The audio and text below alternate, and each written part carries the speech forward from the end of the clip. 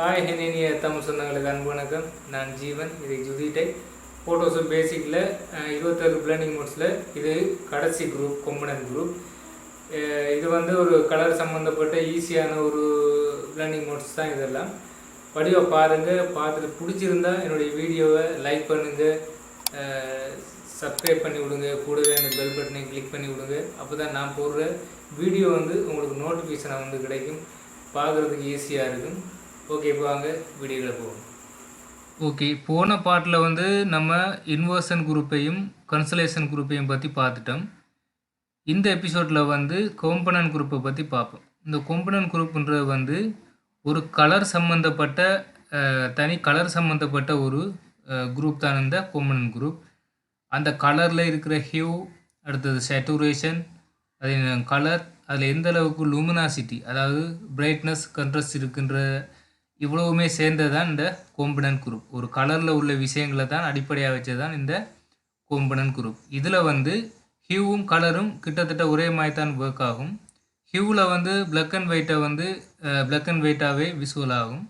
அதே நேரம் கலரில் வந்து பிளாக் அண்ட் ஒயிட்டை அதில் நீங்கள் என்ன கலர் அப்ளை பண்ணுறீங்களோ, நீங்கள் அப்ளை பண்ணிவிட்டு நீங்கள் கலருக்கு பிளண்டிங் மோட்டில் கலருக்கு சேஞ்ச் பண்ணும்போது நீங்கள் என்ன கலர் அப்ளை பண்ணுறீங்களோ அந்த கலர் தான் அந்த பிளாக் அண்ட் ஒயிட்லேயும் அப்ளை ஆகும். அதே நேரம் ஹியூவில் வந்து அது அப்ளை ஆகாது.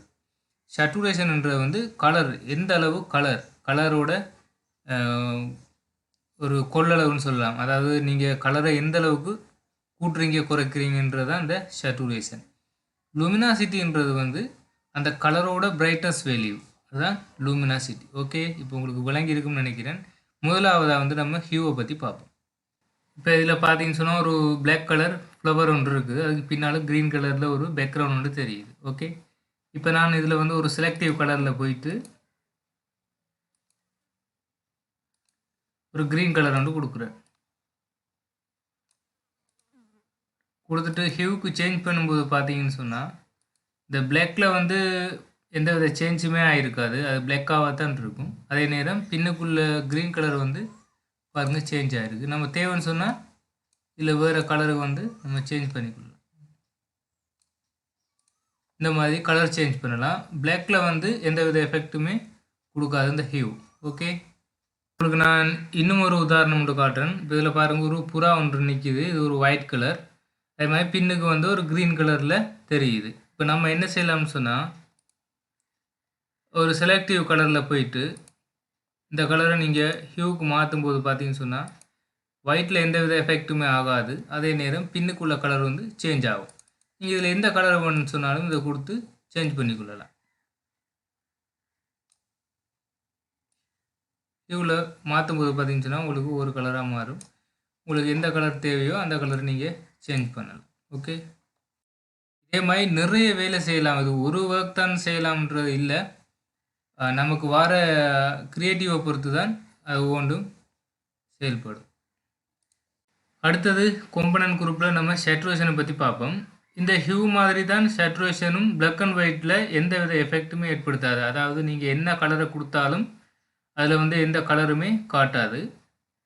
அதே மாதிரி சேச்சுரேஷன் குறைஞ்சிருந்தால் மட்டுமே தான் அதில் நம்ம சேச்சுரேஷன் கூட்ட முடியும். ஓகே, இப்போ இதில் வந்து உதாரணம் உங்களுக்கு,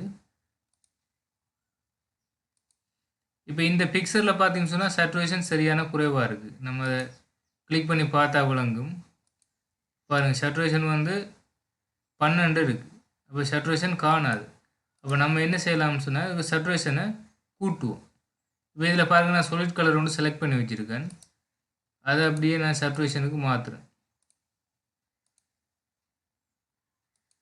சேச்சுரேஷனுக்கு மாற்றணும்னு பார்த்தீங்கன்னு சொன்னால் இந்த படம் சேச்சுரேஷன் கூடி இருக்கு. அப்போ இதில் வந்து உங்களுக்கு தேவையான அளவுக்கு நீங்கள் சேச்சுரேஷனை அட்ஜஸ்ட் பண்ணிக்கொள்ளலாம்.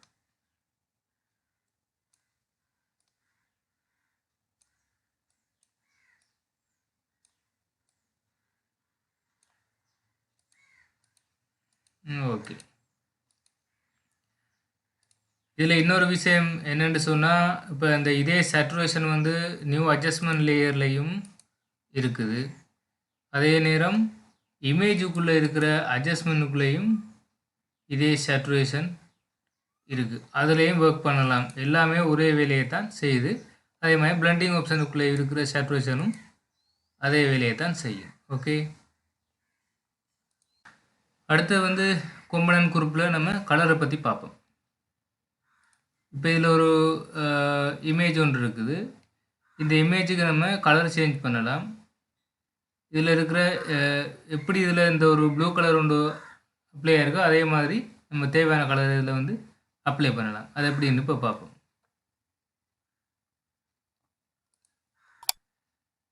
இப்போ இதில் பார்த்தீங்கன்னு சொன்னால் ஒரு கலர் வந்து இருக்குது ஆல்ரெடி. நான் இதை வந்து கலருக்கு சேஞ்ச் பண்ணுறேன்.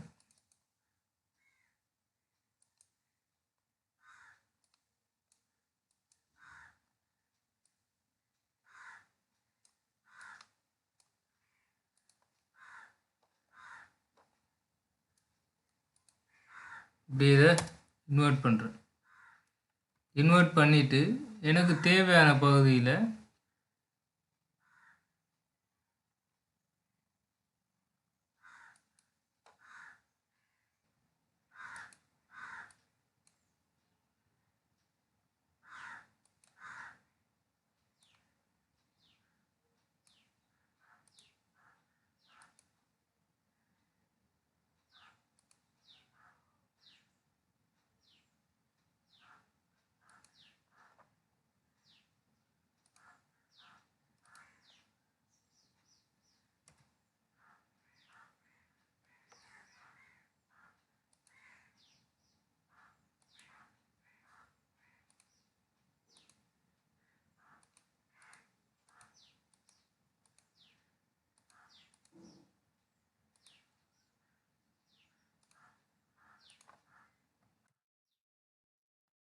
இந்த மாதிரியும் நீங்கள் ஒரு கலரை பயன்படுத்தி தேவையான கலரை சேஞ்ச் பண்ணி கொள்ளலாம்.